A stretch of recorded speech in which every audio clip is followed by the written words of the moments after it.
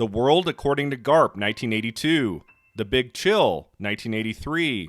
The Natural, 1984. Fatal Attraction, 1987. Dangerous Liaisons, 1988.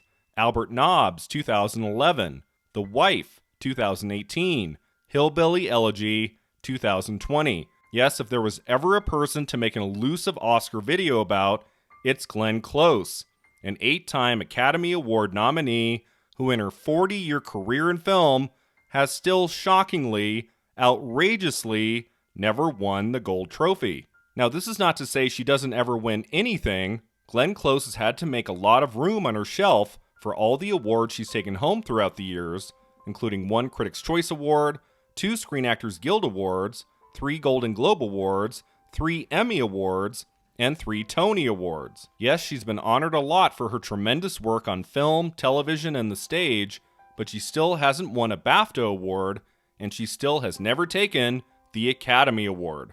And to make matters especially frustrating, Close was on the cusp of actually winning an Oscar, I would argue, on 4 of her 8 nominations. 4 times where I would bet she was probably in second place. Unlike Amy Adams, the subject of my previous Oscar video, who on her 6 nominations always had someone clearly in the way of her victory, like Melissa Leo, Anne Hathaway, and Cate Blanchett, Close's name could have feasibly been called a few times. On her first nomination for The World According to Garp, she was absolutely in contention. Her performance in Fatal Attraction is so powerful and iconic that she likely had only slightly fewer votes than that year's Best Actress winner Cher. Dangerous Liaisons the following year received 7 Oscar nominations and won 3, so you'd have to think Close had a chance to take the trophy instead of the ultimate winner, Jodie Foster. And then there was that Best Actress competition a few years back you might be somewhat familiar with. Trust me, we'll get into it. We're gonna get into it all. If you're a fan of Glenn Close, you've come to the right place. Sit back and get ready. It's time to talk the extraordinary career of 8-time Academy Award nominee Glenn Close, and why she still has never won that extremely elusive Oscar. First, let's start at the beginning. Glenn Close was born on March 19, 1947, to parents Elizabeth and William.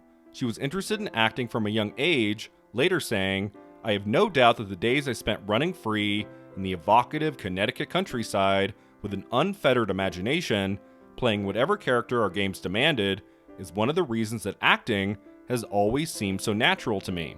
She attended the College of William and Mary and double majored in theater and anthropology.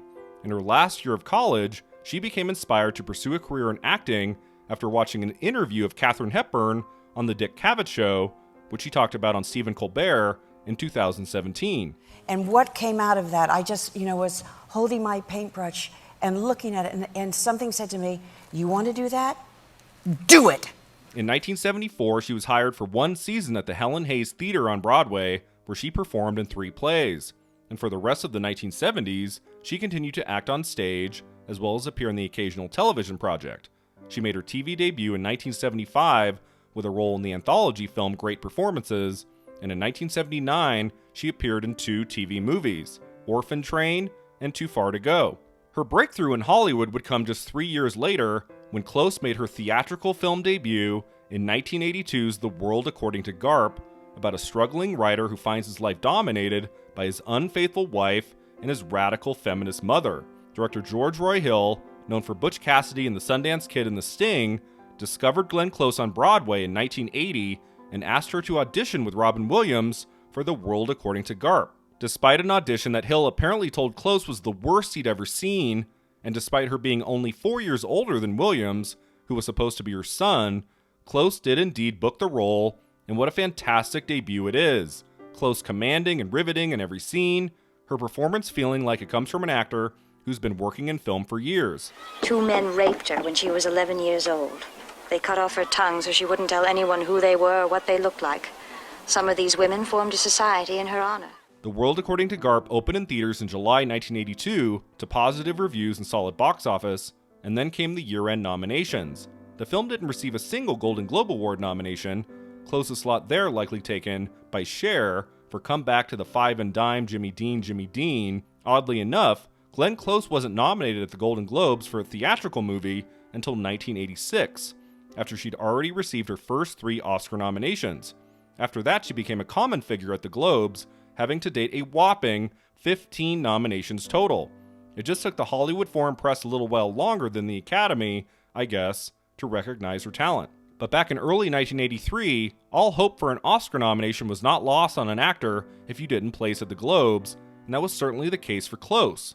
She won the Los Angeles Film Critics and National Board of Review Awards for Best Supporting Actress, and then she made the top 5 on Oscar nominations morning. The World According to Garp receiving 2 nominations, one for Close, the other for John Lithgow in Best Supporting Actor.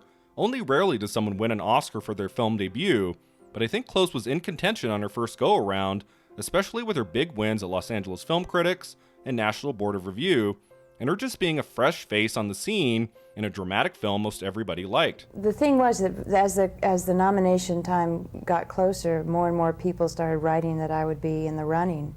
So it wasn't as though it was a huge surprise, but it made me very nervous to have that many people saying that it was going to happen, because then I always think, well, how terrible it would be and how embarrassing if it doesn't happen.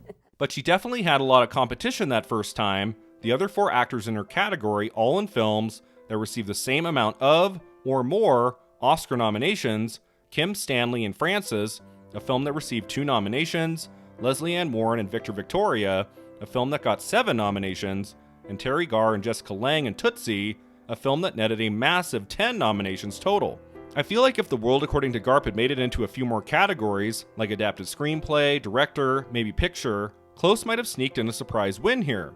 Alas, you could argue that the true stars of Frances and Victor Victoria were Jessica Lange and Julie Andrews, respectively, and you could argue that Garr and Lange in the same film Tootsie could have split the vote, allowing a victory for Close. But what happened in round 1 for Glenn Close was simply this. There was enormous love for Sidney Pollack's blockbuster and critical hit Tootsie, and Jessica Lange had received double nominations that year for Frances in Best Actress and for Tootsie in Best Supporting Actress. Every Academy voter had to know that Meryl Streep was going to win Actress for Sophie's Choice, one of the finest performances ever put to film, so there was likely the thinking that they could reward Lange, who was also terrific in Frances, in the Supporting Actress category for Tootsie, which would ensure a win for one of that year's most beloved movies. And to have had Sidney Pollack as my director and Dustin Hoffman as my leading lady. Oh, this is so exciting. I want to thank you all very, very much. This means so much to me. Thank you. I adore Jessica Lange, but I've always found this Oscar win kind of lacking. I think Terry Garr would have been the more exciting choice to win here for Tootsie, and I think Close winning for The World According to Garp also would have been great, if for no other reason than making us all not so desperate to get her the gold trophy these last 4 decades. As we know, this Oscar nomination would become the first of many, and what I find fascinating about Close's career is just how quickly she piled up those Academy Award nods, the first 3 coming her first 3 years working in film, all in the Supporting Actress category.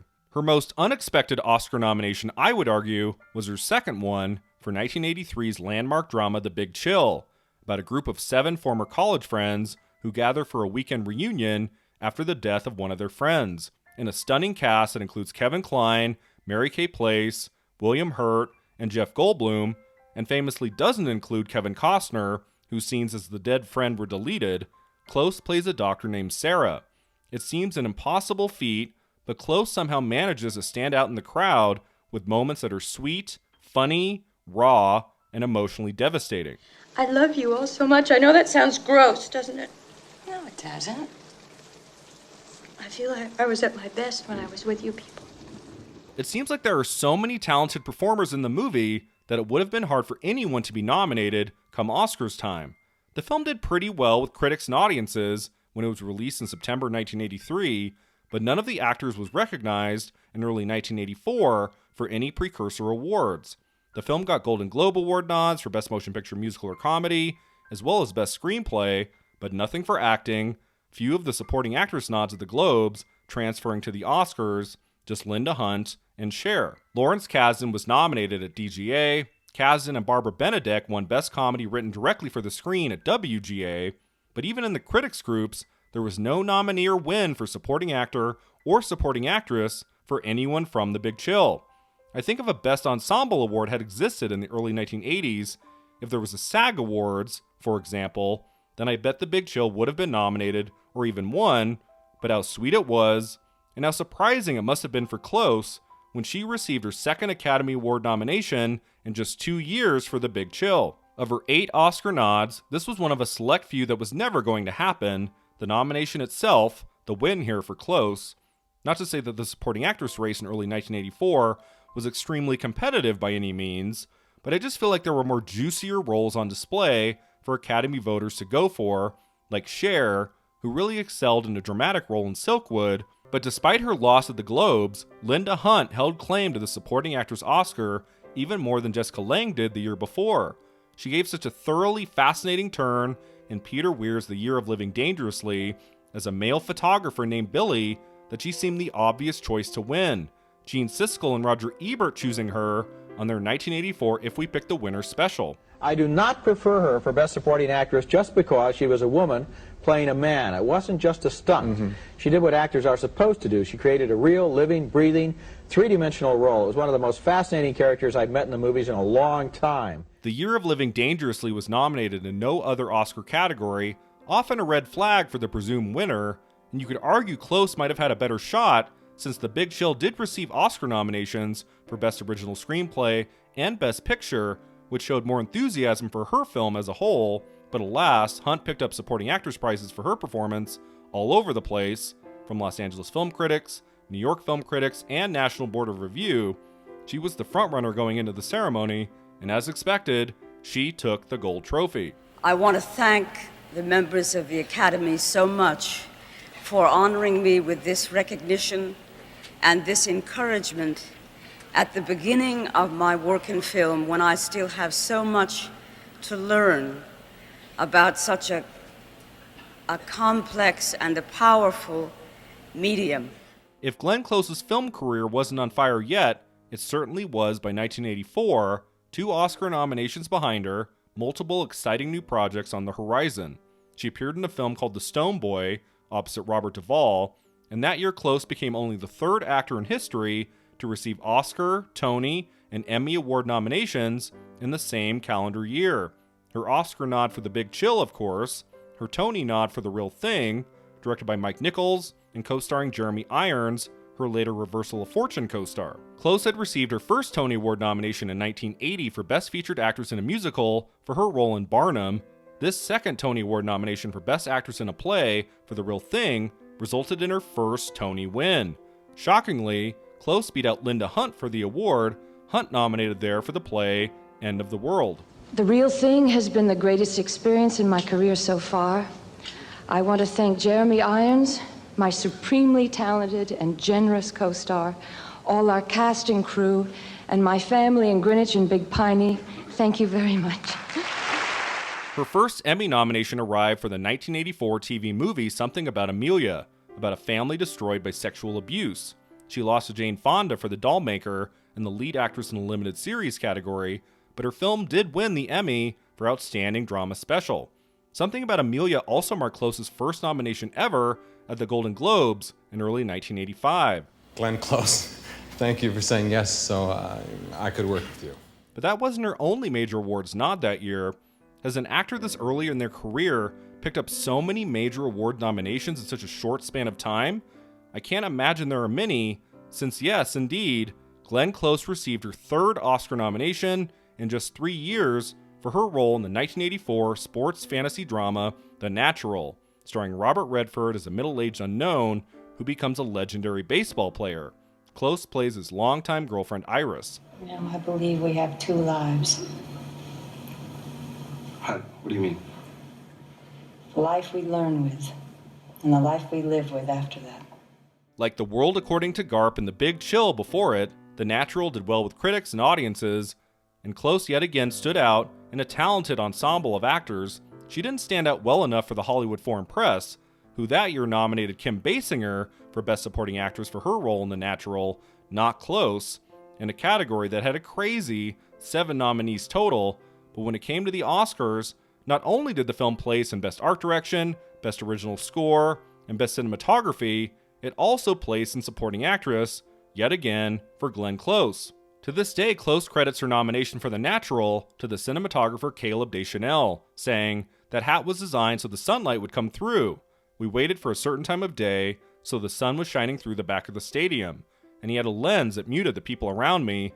It was an incredibly well thought out shot, and I honestly think that's the reason I got nominated." Like the year before, the nomination was the win for Glenn Close because she was never going to take this Oscar prize either, the victor pretty much a given before the ceremony took place. You could argue that Geraldine Page had a significant shot to take this one for The Pope of Greenwich Village, since she was on her 7th Oscar nomination without a win, but this was The Pope of Greenwich Village's only awards nomination anywhere that season, while Peggy Ashcroft was winning awards all over the place for her performance in A Passage to India, David Lean's epic final film that received an amazing 11 Oscar nominations total. Ashcroft receiving Best Supporting Actress prizes from BAFTA, Golden Globes, Los Angeles Film Critics, New York Film Critics, and National Board of Review. So yeah, there was little suspense here. Ashcroft won, and not being present at the ceremony so she could attend the funeral of Michael Redgrave, Angela Lansbury accepted the Oscar on her behalf. I think you must know how infinitely honored I feel to have the privilege of accepting this Oscar for my dear friend Peggy Ashcroft. So there you have it. 3 years into her film career, and Glenn Close was already overdue for an Oscar. I'm not sure what the bigger question was. Would she win the gold trophy soon, or would she actually manage to go a year without being nominated? Well, sadly, Close wasn't nominated for an Academy Award the next 2 years, although she did some fine work during that time. She broke free of being typecast as a wholesome motherly figure in 1985's romantic comedy fantasy called Maxie, which was critically panned upon its release, but managed to earn Close her first Golden Globe nomination for a theatrical film in the comedy or musical category. Her better received film that year, critically and commercially, was the compelling legal drama Jagged Edge, which paired Close with Jeff Bridges and netted Robert Loggia an Oscar nomination for Best Supporting Actor. So what was Glenn Close going to do next? How was she going to surprise us? Well, let's just say she surprised the world big time when she took on the role of Alex in the iconic 1987 thriller Fatal Attraction, probably Close's most famous performance of all time, and for good reason. She is amazing in it. I just want to be a part of your life. Oh, this is the way you do it, huh? Showing up at my appointment? Well, what am I supposed to do? You won't answer my calls. You change your number. I mean, I'm not going to be ignored, Dan. If Close had wanted to break away from motherly type roles, she certainly found the role she needed with Alex, who's sexy, dangerous, absolutely terrifying. The producers had doubts about casting Close in the part, but she desperately wanted it, agreeing to audition for the director Adrian Lyne, who stated that an extraordinary erotic transformation took place. She was this tragic, bewildering mix of sexuality and rage. I watched Alex come to life. And come to life in the film she does. Close never before or since, so endlessly mesmerizing with every perfect choice she makes, every detail showing her increasing madness and desperation for Dan, the Michael Douglas character. In this era of cheap slasher movies and lots of female psychos on the screen, Close makes Alex so much more than a villain. Even in that physically charged ending that was famously a reshoot months later, test audiences not responding well to the original quieter finale, she's a three-dimensional person through and through with a downright horrifying point of view on an awful situation. It was one of the seminal films of my career. I remember before I did Fatal Attraction, people said, "Oh, could she be sexy?" And I kept saying, "Well, I haven't been asked to be sexy." And I loved that character. I loved her. And it's ironic to me that she's considered a villain. I've never considered her a villain. I thought she was a woman in out of control and in great need of help. Her performance is the best thing of many great things in this terrific movie, one that hugely connected with audiences, spending a crazy 8 weeks at #1 in the United States to become the second highest grossing movie of 1987, behind only Three Men and a Baby, as well as the highest grossing movie that year worldwide.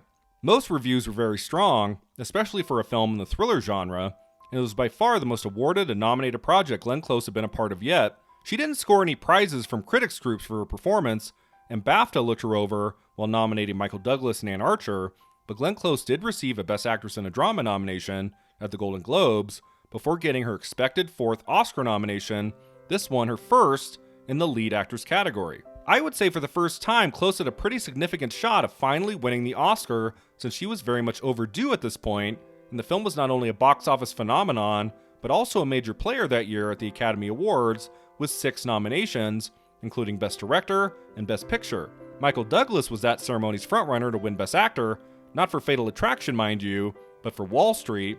Still, how cool would it have been to reward the Fatal Attraction co-stars in the top acting categories the same night? Unfortunately, Close would have an uphill battle to achieve victory. Her loss at the Golden Globes to Sally Kirkland for the independent film Anna was not a good start, although it seemed unlikely that Kirkland, who made it into the top 5 at the Academy Awards, would win the gold trophy since her film was so small. I wouldn't say Holly Hunter was too much of a threat for broadcast news, and Meryl Streep for once had 0 shot of winning for her performance in Ironweed. But the one figure Close just couldn't overcome was Cher, who had such an impressive and prolific year in film in 1987 with The Witches of Eastwick, Suspect, and then Moonstruck, the highly cherished comedy drama released at Christmas. Cher had been proving her worth time and time again as a film actress in 1983's Silkwood, for which she received her first Oscar nomination, and for 1985's Mask. The love for Moonstruck was so strong, the film, like Fatal Attraction, also receiving 6 Academy Award nominations, including Director and Picture, that Cher was able to carry her momentum all the way to the Oscar stage, forcing Close to once again remain in her seat. I would like to thank the women that I was nominated along with, because I feel really, really good, because they were so great. And I also would like to thank Mary Louise Streep, who I feel so unbelievable that I did my first movie with her, and now I was nominated with her, and I feel really thankful. Many of us look back on this Best Actress race with some affection for Cher's win, sure, but also with disappointment that this wasn't Glenn Close's big moment. What an amazing victory it would have been, given that Fatal Attraction ultimately went home that night with 0 wins, and especially given that currently, Close, after 8 nominations, has still never won. Her role of Alex in Fatal Attraction is my favorite of her many excellent performances, and I think this is absolutely the Oscar she should have taken. Do you think that you deserve to win for Fatal Attraction? I know that's a terrible question, but... I don't think it's a terrible question, because I think I do deserve to win. I thought I deserved to win for Garp. But the fact that I didn't win didn't bother me, because I knew that I had done the best work possible at that point in time, and I was very proud of that work. But for Garp and for Fatal Attraction, I think I do deserve it. But it's not like Close had to wait too long for another crack at winning the gold. She was back as a nominee just 1 year later. Yes, we have arrived at yet another landmark Glenn Close film and performance with 1988's Dangerous Liaisons, director Stephen Frear's masterful drama starring Close, John Malkovich, and Michelle Pfeiffer about a scheming widow and her manipulative ex-lover who make a bet regarding the corruption of a younger married woman. In her role, Close is cunning, witty, and mesmerizing all the way through. And I've succeeded because I've always known I was born to dominate your sex and avenge my own. With talent this superlative both in front of and behind the camera, and with the film's prime December release date, all Dangerous Liaisons needed for significant awards buzz, with strong reviews from critics and healthy box office, both of which it received. The Golden Globes ignored the film, oddly enough, but it received a stellar reception at BAFTA, with 10 nominations total, Michelle Pfeiffer winning their Best Supporting Actress prize, Close finally getting her first BAFTA nomination, and then there it was in early 1989, 7 Oscar nominations for Dangerous Liaisons, including Glenn Close for Best Actress, her 5th Academy Award nod in just 7 years. And like the year before, it really seemed like she could win. There didn't seem to be a major narrative for any of the other 4 actresses in the category. The Golden Globes didn't help clear anything up, this being the year that had that crazy 3-way tie, Jodie Foster, Shirley MacLaine, and Sigourney Weaver all taking prizes for Best Actress in a motion picture drama. Yes, this was the one time in awards history where in a group of 5 women, 3 tied for Best Actress, and one of the 2 that lost was Meryl Streep. Go figure. Why? Why? In the Best Actress category at the Oscars, Melanie Griffith was on her first nomination, Jodie Foster was the only nomination for her film The Accused, and Meryl Streep probably looked to most Academy voters as a broken record at that point, Streep on her 8th nomination in 11 years, I feel like two women really had the narrative, Sigourney Weaver, since she'd been nominated for Aliens 2 years before, and since she was double nominated that night in Best Actress for Gorillas in the Mist and Best Supporting Actress for Working Girl, it always surprises me that Geena Davis took Supporting Actress over Weaver, since Weaver did win the Golden Globe for Best Supporting Actress, and Working Girl was a much more giant hit overall than The Accidental Tourist was. Maybe Weaver's votes were split with her co-star Joan Cusack, who also showed up in Supporting Actress at the Oscars, but the biggest narrative by far had to be Glenn Close on her 5th Oscar nomination without a win, and I feel like anyone who felt bad about Close losing the previous year for Fatal Attraction had the perfect opportunity to give her the prize this time. It wouldn't have been awarding Close for a lesser performance. Her turn in Dangerous Liaisons is dazzling, and this would have been, just like Fatal Attraction, a completely deserved win. The movie got a Best Picture nomination, and it went on to win Oscars for Best Art Direction, Best Costume Design, and Best Adapted Screenplay. Christopher Hampton for Dangerous Liaisons. I bet it was neck and neck. There had to have been Academy voters ready to give Glenn Close her Oscar at last. At the end of the day, maybe her performance in Dangerous Liaisons was just a little too cold and cruel for some people, and Jodie Foster's work in The Accused was just too incredible to pass up. This is such a big deal, and my life is so simple. There are very few things. There's love and work and family, and this movie was so special to us because it was all three of those things. And I'd like to thank all of my families, the tribes that I come from. I guess she did have a narrative too, one of the most successful transitions from child star to adult actress there has ever been, Foster picking and choosing quality roles from the beginning, including Martin Scorsese's Taxi Driver, for which she received her first Oscar nomination. Foster is great in The Accused. It's not a bad win, but it's hard knowing in retrospect that she would win Best Actress again 3 years later for a better, more iconic film role, Clarice Starling in The Silence of the Lambs. Why couldn't we have given Close her Oscar for Dangerous Liaisons and Foster her Oscar for Silence of the Lambs? Unfortunately, that's the nature of the beast. No Academy voter knows what's coming next year, or the year after that.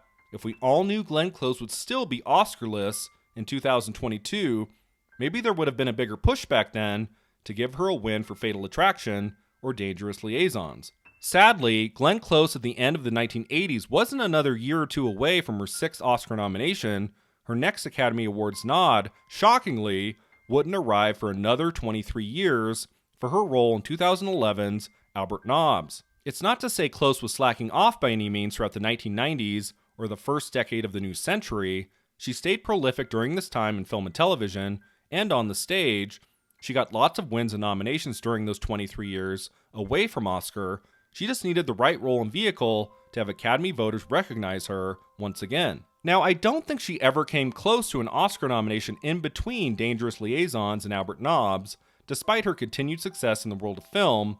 You could argue she was in the running for 1990's Reversal of Fortune, which won Jeremy Irons the Oscar for Best Actor, but Close was hardly recognized for that film anywhere. She has a juicy supporting role in 1994's The Paper, but that movie was forgotten by the next award season. One could say she had a semi-shot at an Academy Award nomination for 1996's 101 Dalmatians, since Cruella de Vil is probably her flashiest role ever, and she did get a Golden Globe nomination for Best Actress in a Musical or Comedy, but I think the film overall was too zany, with so many John Hughes comedic hijinks, a la Home Alone, to be taken seriously as a true Oscar contender.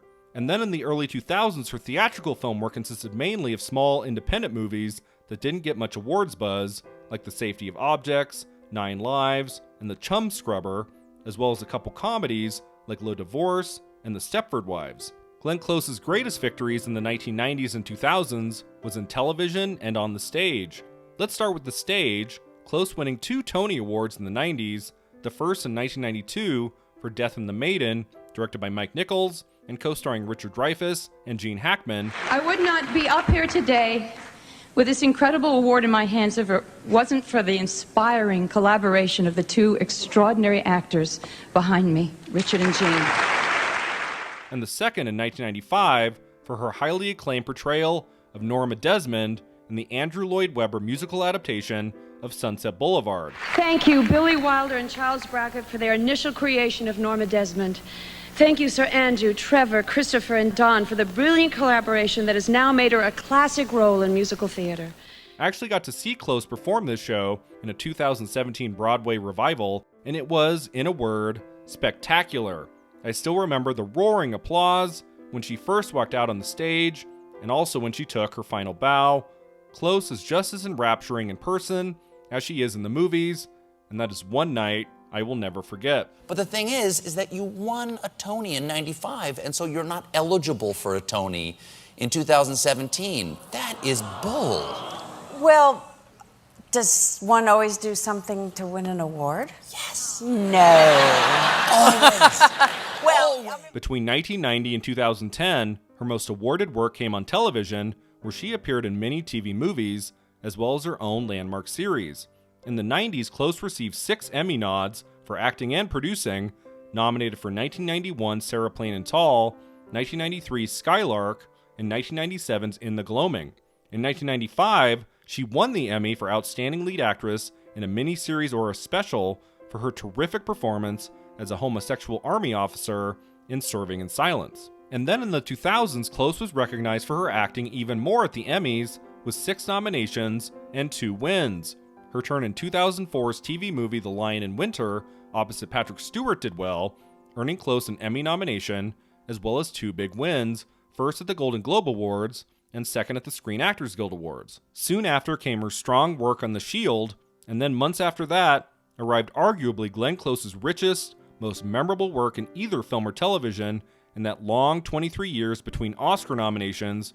I'm talking her delicious starring turn as litigator Patty Hughes in Damages, which I devoured every episode of in its 5-season run between 2007 and 2012. If you're a Glenn Close fan, you can't miss it. 59 episodes of incredibly compelling television with great writing, directing, and acting, not only from Close, but from the series' other female lead, Rose Byrne, along with a who's who of tremendous guest stars that included Ted Danson, Marcia Gay Harden, John Goodman, and Close's Big Chill co-star, William Hurt. For her performance, Close received a win at the Golden Globes and 2 wins at the Emmys. You know, I've been sitting here and I just think it is such a huge privilege to be in the community that we're all a part of. It's looking at who we lost this past year, you think, what a legacy we have. So yeah, Glenn Close was keeping very busy in those decades when her name wasn't being called on Oscar nominations morning. She was doing fantastic work in all kinds of mediums, receiving awards all over the place. But finally, it was Albert Nobbs in 2011 that put Close back in the Oscar conversation. I still remember seeing the first image released from the set and thinking, oh, wow, she's coming for her next Oscar nomination. And I think in a different year, maybe she would have been more in contention for a win for Albert Nobbs, about a woman in late 19th century Ireland who poses as a man so she can work in Dublin's most elegant hotel. You're a woman. You won't tell on me, will you, Mr. Page? I'm on my knees. Stop that. Get her. I beg you. You won't tell on me, Mr. Page. Albert Nobbs was a passion project for Close, who produced as well as starred.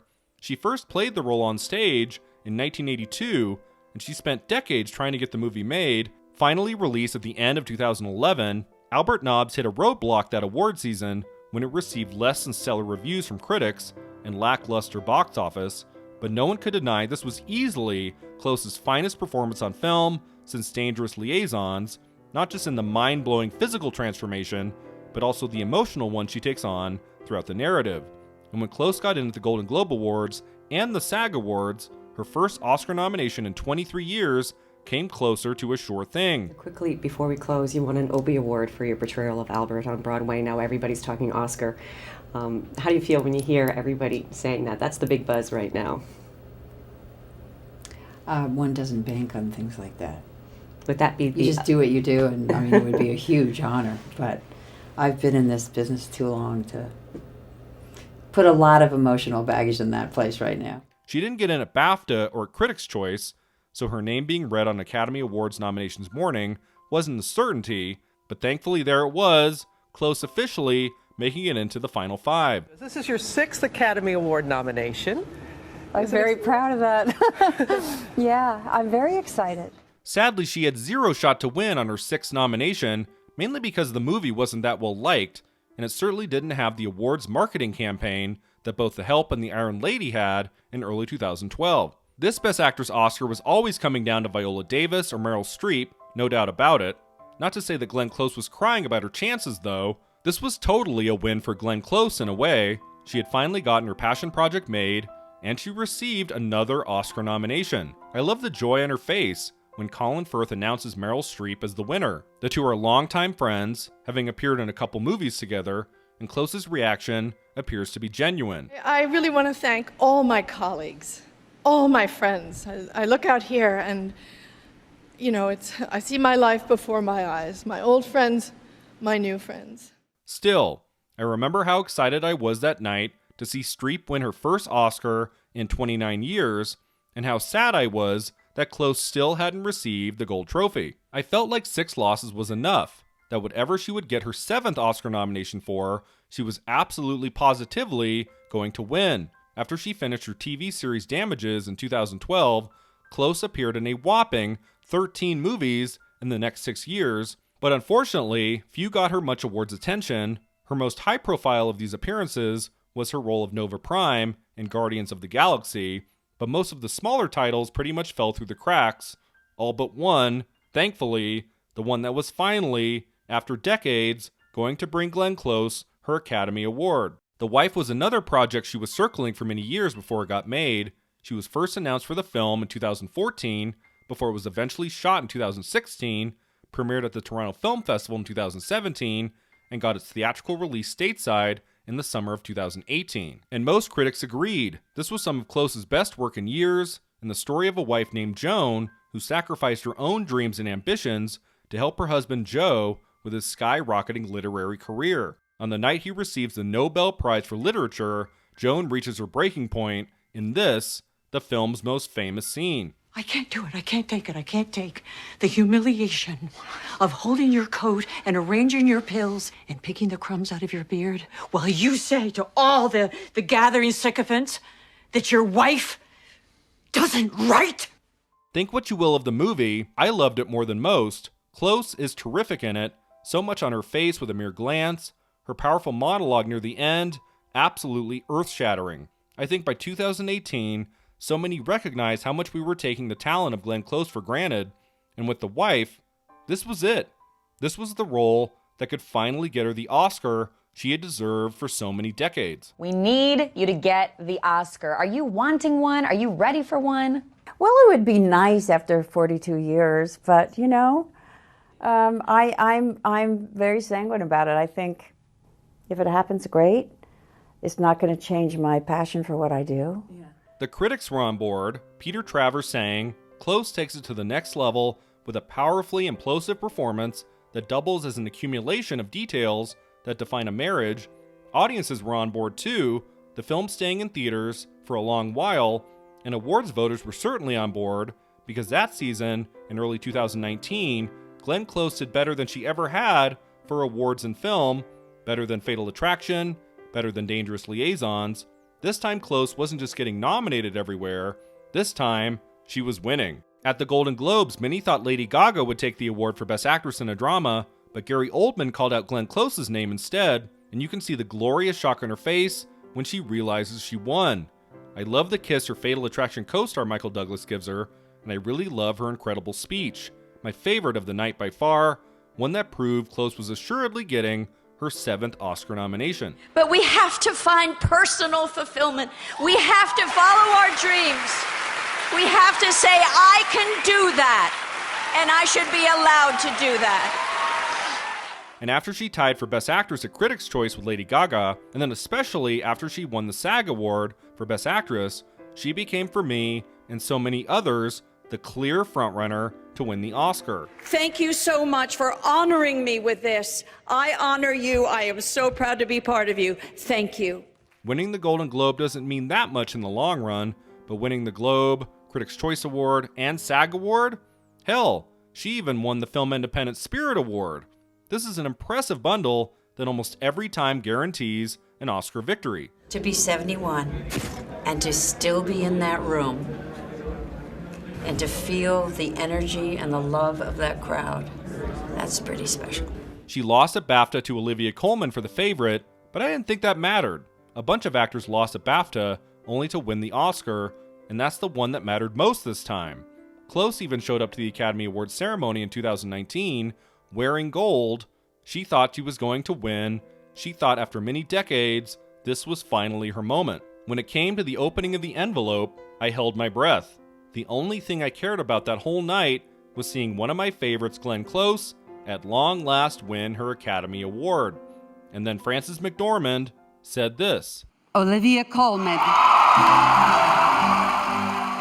Not since the La La Land Moonlight debacle did I gasp that loud at an Oscars moment. I could not believe it. Glenn Close lost again. I truly never saw it coming. I didn't think Olivia Colman, on her first Oscar nomination, could beat Close with only her Golden Globes victory in the comedy or musical category and the prize at BAFTA. It didn't seem enough to overtake a legend like Glenn Close on her 7th Oscar nomination. I wasn't exactly sad about the Colman win. I loved her in The Favorite, but I was really sad for Close. You could feel she wanted it. Everybody was probably telling her for weeks she was going to win. The narrative signified that this was her moment, the one we'd been waiting for, and then it didn't happen. To be in this category with these extraordinary women, and Glenn Close, you've been my idol for so long, and this is not how I wanted it to be, and I think you're amazing. I love you very much. In the years that have followed, it makes more sense why she lost. Beyond Colman winning a couple big prizes along the way, I and many others should have paid more attention to the fact that The Wife received only 1 Oscar nomination for Close, while The Favorite received 10 nominations, including Picture, Director, and Original Screenplay. More Academy voters were watching The Favorite and adoring The Favorite, while the lack of adoration for The Wife, beyond the Glenn Close performance, ultimately hurt her in the end. At the time, I didn't think this was much of a factor, since Julianne Moore won for Still Alice, being that film's lone nominee, but the Best Actress race in 2015 just wasn't as competitive. Felicity Jones, the only person in the category in a movie nominated for Best Picture. In 2019, Lady Gaga had a significant shot at the prize, and Olivia Colman's performance in The Favorite was so incredibly original, it was hard to deny her chances too. I bet the final vote tally was, may I say it, pretty damn close. A lot of people might have assumed Glenn Close was going to win, and thus threw their votes at Colman. Not enough voters might have liked The Wife. Maybe enough voters never even watched The Wife. I don't know.